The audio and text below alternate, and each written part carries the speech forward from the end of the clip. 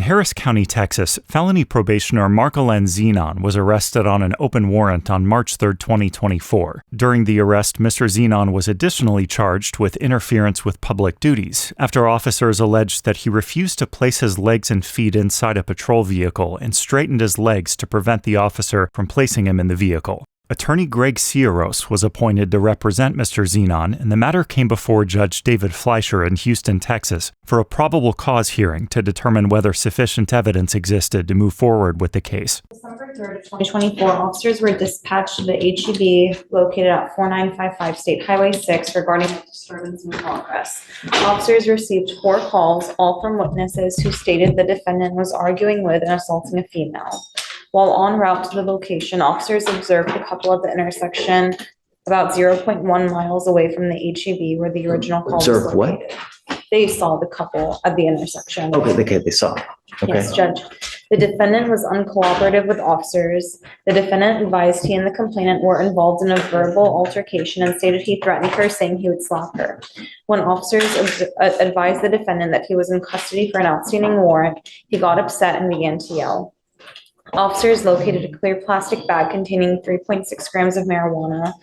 The defendant refused to comply with officers' commands to sit down and would not place his legs and feet inside the vehicle. The defendant pushed back against the officer's hand with his chest when he attempted to help him into the vehicle, pushed his legs straight and applied force toward officer's hand in an attempt to stop him from placing his legs inside the vehicle, and then used the bottom of his foot against the bottom of the door frame to further resist. The defendant refused to speak with officers and would not cooperate with the investigation. All witnesses on scene heard the defendant threaten to hit CW, and another witness stated she observed the defendant push the complainant in the chest and face with 2 open hands. He does have an active felony warrant from the Fort Bend County Sheriff's Office for aggravated assault with a deadly weapon. But he has an open ag assault somewhere else too? In Fort Bend County, Judge. My understanding is it's an older case. At that time? Yes, Judge. May I respond to all this, Your Honor? Sure. Please. Where's the interference? Okay. Well, they're putting him in a car and he's like going plank. It's not interference with public duties. If they're sitting there saying they have a marijuana charge they could have done, is it a resisting? Maybe, but it's not an interference with the public duties. They said he didn't talk. He doesn't have to talk to them. And they're a 0.1 mile away from the location. So for what? Well, okay, I get that. But so we have what we have. We've got a disturbance at HEB. Cops go there. Okay. They start to talk to him, and I guess at that point says, "Hey, man, I'm going to slap her." So at that point, I mean, that's what we have. Okay. Right? Mr. Zenon, there's always 2 sides to the story. I get it. This is just probable cause. It doesn't mean that you're guilty of this offense. It's just probable cause. That, in and of itself, is it enough to continue an investigation? And it is, because it's a potential terroristic threat, right? So they have enough to go forward to investigate.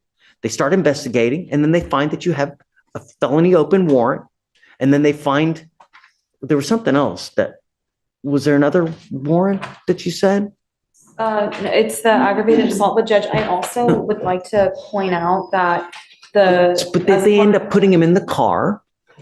And at that point, he basically just goes plank like this for them being unable to effectuate an arrest.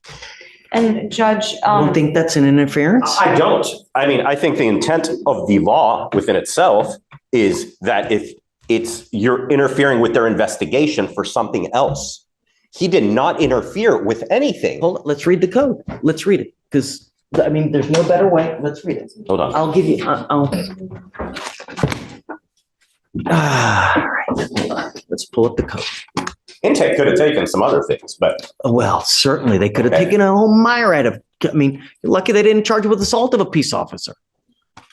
There's a whole host of other charges that they could have put on. You know, but they didn't hit. They took the one that I do not believe applies here. Let's read the code. Okay. Let's see what the code says, because you know there's multiple ways that a charge can, you know, that you can charge someone with facts, right? There's multiple ways that can, you're right. It could have been like a resisting, you know, but.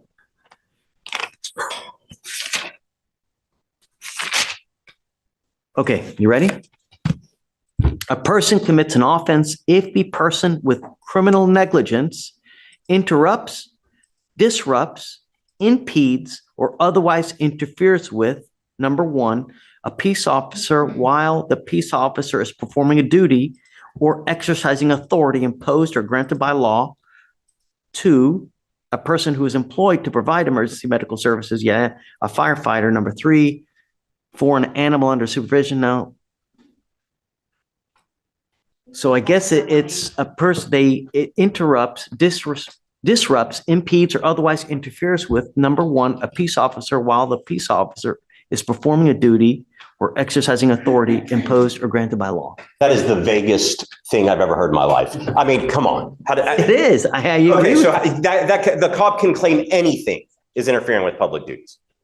I mean, constitutionally, that is the vaguest thing I've ever heard of. Judge, that's the statute. That's the penal code. You'll find no argument with me, right? It is pretty vague. Yeah. It is. Mr. Cierros argues that the interference statute is unconstitutional for being too vague. As the Supreme Court explained in Colander v. Lawson in 1983, the void for vagueness doctrine requires that a statute may be unconstitutional if it's written so unclearly that the average person can't understand what conduct is prohibited, or if it's drafted in a way that encourages arbitrary enforcement by police. This is the very concern Mr. Cierros raises here, that the interference statute does not clearly define its limits, and instead leaves too much room for subjective enforcement. Now, the outcome of this argument carries significant consequences for the defendant. Court records reveal that just several months prior, Mr. Zenon pled guilty to evading arrest or detention, a third-degree felony, and was placed on deferred adjudication, a type of probation. This means any new criminal charge could carry consequences beyond this hearing, including potential implications for his existing felony supervision. He's got bigger issues. I mean, they should have taken the other charges, my whole point.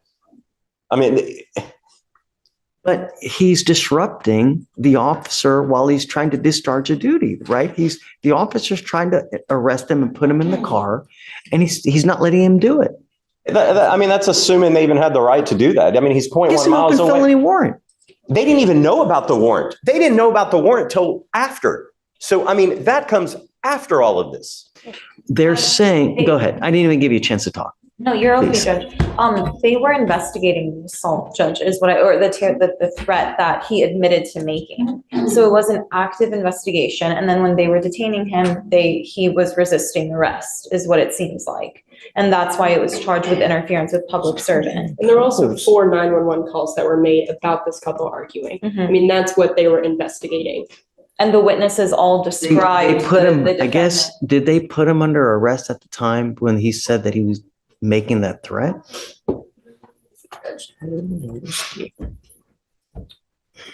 And with being I mean, 0.11. did they have the authority to arrest at that time? Right? So I think it was during their investigation, the defendant admitted to threatening, that he would slap the Miss Clark. And it's at that point they start to put him under arrest? At that point, they ran him through the NCIC and they found that there was an active warrant, and then they informed him that he was in custody. Okay, then that's a resisting from what they're using to say he's pushing back or pushing. Remember, That's I a mean, resist. That's not interference could with be- public duties. But it could be that a set of facts can be multiple charges, right? So it could be resisting, but it could also theoretically be interfering with what he's trying to effectuate, which is an arrest. It's a duty that he's performing. He's performing the duty of an arrest. But again, it's vague. If the officer didn't put in the report, he's not saying in the dim summary, you are under arrest. We don't. Well, I mean, it's Okay, well, I mean, but so we don't know. I mean, Okay, I'm just saying. if he says he's under arrest, but I mean, damn, it's all but clear. I mean, this is. We also don't have the offense report We yet, don't Judge. I don't Offense care. I report. He mean, was in but the I think that process. there's enough, he places him in custody, right? He's going to arrest him, starts putting him in the car, and dude goes plank. I know, but I don't have the video. I I've mean, I shared the think that- videos with. Remember- You're right, I haven't had a chance. Guys, this is a very low burden. This is probable cause. This is not beyond a reasonable doubt, Beyond a reasonable doubt is a different standard. This is just to see if there's enough to go forward. And according to this, you're disrupting, allegedly, you're impeding, and you're otherwise interfering with him trying to arrest you and putting you in the car. A person can interfere with duties in multiple ways. It's not just one way. Like you go over there and someone else tries to stop an arrest from happening. Mr. Cieros argues that the allegations may support a charge of resisting arrest, but not interference with public duties. Judge Fleischer disagrees, stating that the alleged conduct is sufficient at this stage to establish probable cause for the interference charge. As Judge Fleischer reads aloud in court, Section 38.15 of the Texas Penal Code defines interference with public duties as conduct that interrupts, disrupts, impedes, or otherwise interferes with a peace officer who's performing a lawful duty or exercising authority. Courts have previously addressed how that statute applies in practice. In Childers v. Iglesias, a 2017 decision by the Fifth Circuit Court of Appeals, which has jurisdiction over Texas, the court recognized that failure to comply with an officer's lawful instructions can, in certain circumstances, constitute interference with public duties. By contrast, the resisting arrest statute found in Section 38.03 of the Penal Code requires that an individual intentionally prevent or obstruct an officer from effecting an arrest, search, or transportation by using force against the officer. But what does force actually mean in this context? Well, in Finley v. State, a 2016 decision by a Texas Court of Appeals upheld a resisting arrest conviction, even though there was no evidence the defendant struck, kicked, or punched an officer. Instead, the court concluded that physical resistance, including pulling away, clenching up, or otherwise resisting an officer's efforts, can qualify as force when it's directed at or in opposition to an officer attempting to carry out a lawful arrest. I don't know. I think that there's enough. Whisper to me because I want to know what you're about to say. And if you want time, you guys can go back and talk. Okay, well, I got to say. 3 times to search me. Can I have a moment to look at the video here?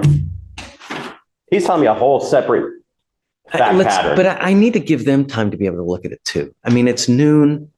Why don't we do this? Why don't we roll it to Monday and we can, I'll find it now. We can reapproach Monday morning or tomorrow even.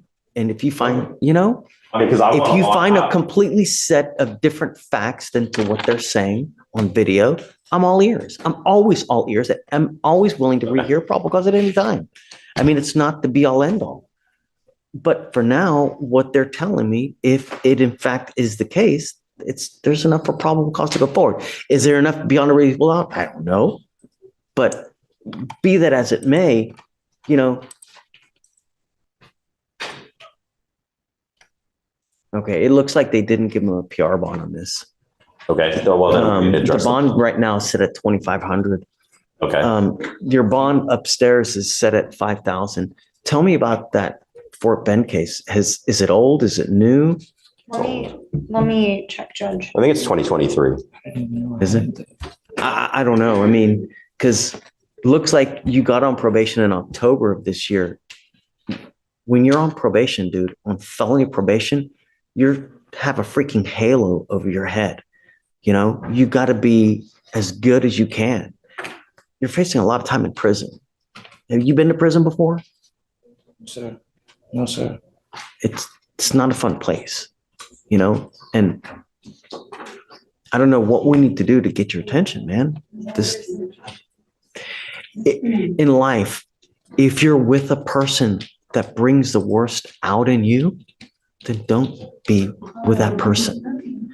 There's a gajillion and one fish in the sea, but how can a person get you so wrapped around your finger to make you, you know, just go. It's like a cancer. When you have cancer, if you don't cut it out, it kills you. This is killing you. I can contact Fort Bend Judge and get more information. Well, it doesn't matter. It's neither here nor there. I'll do whatever you want to do. You want to set tomorrow, Monday? I'll watch it today and come back tomorrow if you want. Yeah, I mean, if you want. Surely. Do you have it? We have the camera, the body camera. I just shared. Okay, it. so They shared it, they just shared it with me. Yep. let's roll with it tomorrow. You guys take a look at the video as well, be prepared, and then we can reconvene tomorrow. For purposes of now, I'll find probable cause and then we can regroup again tomorrow. Okay, thank you. Yeah, okay. All right, Mrs. Zenon. See you tomorrow. See you tomorrow. Judge Fleischer finds that probable cause exists to support the interference charge. However, he agrees to revisit the issue after both sides have an opportunity to review the body camera footage. The parties return to court the following day to continue the argument. I'm gonna agree to disagree here. But I would like for you to watch like the 2 minutes of the video that I think. So Judge, I also, because you had this question yesterday, I called Fort Bend and they confirmed it. The Fort Bend County aggravated assault with a deadly weapon, it's just sealed, and that's why I didn't pop up. It's just what? It's sealed at the moment. Sealed. Is it a new case? Is it an It old was case? just filed in November, Judge, Wow. but the offense date was in March.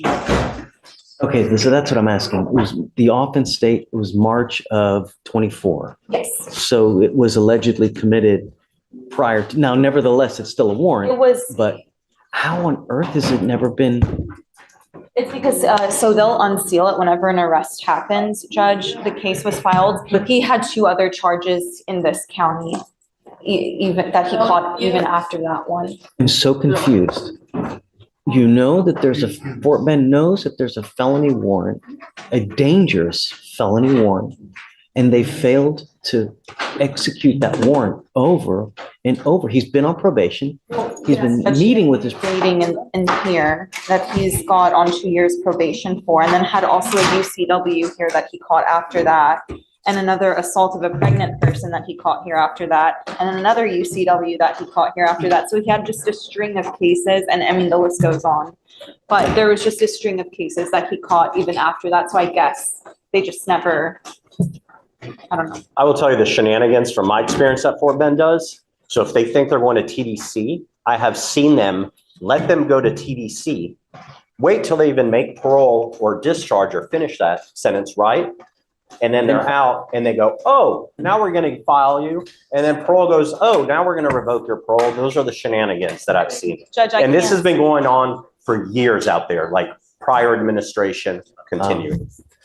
But I mean, I guess ultimately at the end of the day, even if that happens, like, let's just say the parole board's going to look and see that was like extremely old, right? I would have the first time he failed. I'm not gonna read it. It doesn't matter.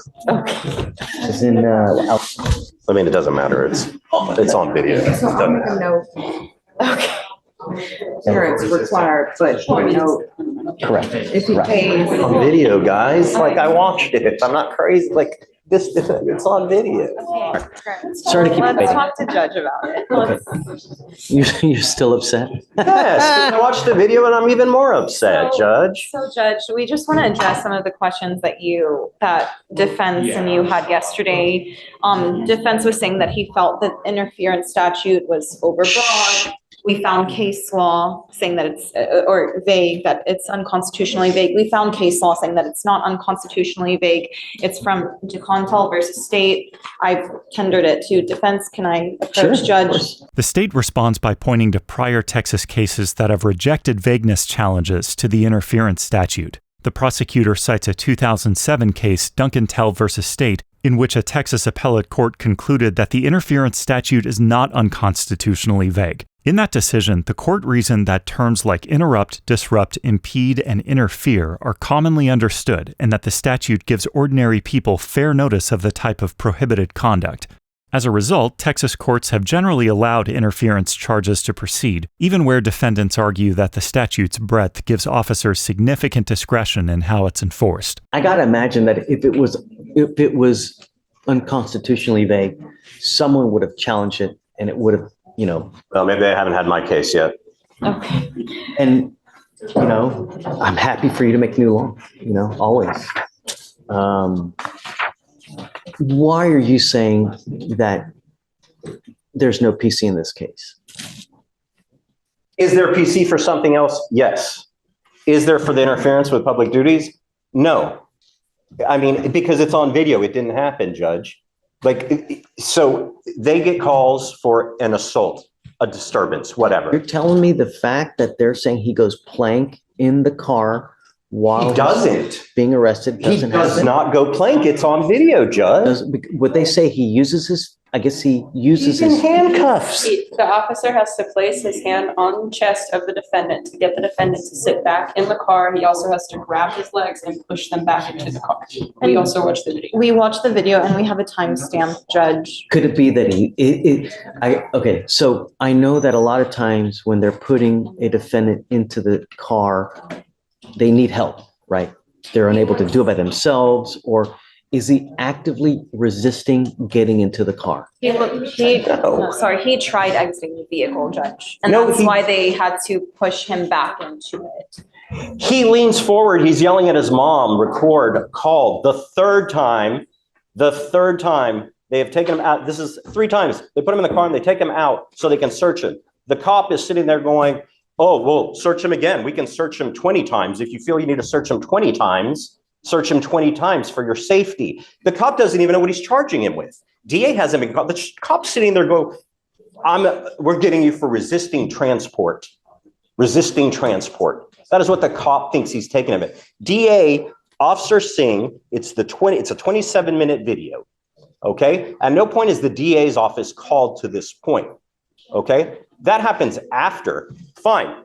For an assault, they can argue. I can argue case law. Ford v. State, specific articulable facts of crime may have occurred. Fine. They are there on an assault. Okay? They didn't take an assault. So then they detain him, right? They find that he has the warrant. So, okay, you're taking him in on the warrant. Fine. Judge, it's common for officers to conduct an investigation before they call intake. That's not an abnormal thing. Yeah, I mean, that's neither here nor there, but the question is he impeding the arrest or the function of arrest? Because I guess that you guys are basing the interference on the fact that he's not allowing him that, what's his name again? Xenon, Your Honor. Mr. Xenon is not allowing the officer to arrest him by putting him in the car. Respectfully, Judge, the officer doesn't even have to be arresting him. They just have to be looking into any legitimate matter. And then he's interfering with that. And I will say, if he'd already been in the car 3 times, like defense pointed out, I would think he wouldn't need help getting in. So to us, it appears as though he's trying to push out. The officer has to put his hand on his chest to push him back into the car and then take his legs and place them into the car. He was cooperative the whole time. He's on his mom. If anyone's aggressive, it's the cop from the beginning. Judge, the And cop- I ask at the court's discretion, watch the video. You only need to watch like 2 minutes, the 13 to 15 minute mark, Your Honor. I mean, that's all you really need to watch on this. Judge, Watch or no? We can watch the video, Judge. Cue it up. Let's watch. Can you put it on the screen somehow? So we can all watch? we can just go to the back and watch it. Do you want to hook it up? I don't, because he has issues hooking his computer up to the technology. Can you load it up on your? The whole video, or did you want No, to? just the relevant portion. I don't need to see the whole thing. No, just that part that's relevant. You know, I guess if you wouldn't just put it right there and just turn it around. Yeah, just put it Just up right there. there on the table. Yeah, right there. You said it. I'm just turning the volume up, Judge, as well. He talking about don't let them pull up. They talking about I got a warrant out for Fort Bend County for assault. Look, he pushing me. Mama, record me. Mama, look. Mama, look. Record him. Now you're under arrest. I'm under arrest. Yep, you got a new charge, Bubba. Resisting transport. Resisting? I wasn't resisting. You just resisted transport. Yep. What the hell is that? Now you got a new charge. Yep. Come on. Thank you, These Judge. officers are working intake, Judge. Really? That's it? That's it, Your Honor. That's the relevant portion that defense is. Oh, come on. The officer is investigating a legitimate. I know, but no. All right, I'm Do with you you. see why I'm so upset, Your Honor? All right. Okay. Thank you. You can refile this as resisting. Yeah, look, yeah, I mean, you're not gonna hurt our feelings. You need to do what you need to do. Perhaps it was the wrong one, but yeah. Was it resisting? Nope. My name is Bennett and I ain't in it. But no PC. Thank you, Your Honor. After reviewing the body camera footage, Judge Fleischer determines that the evidence falls short of probable cause for interference with public duties and the charge is dismissed. If there's a legal question or court case you'd like us to take a closer look at, let us know in the comments, and thanks for watching.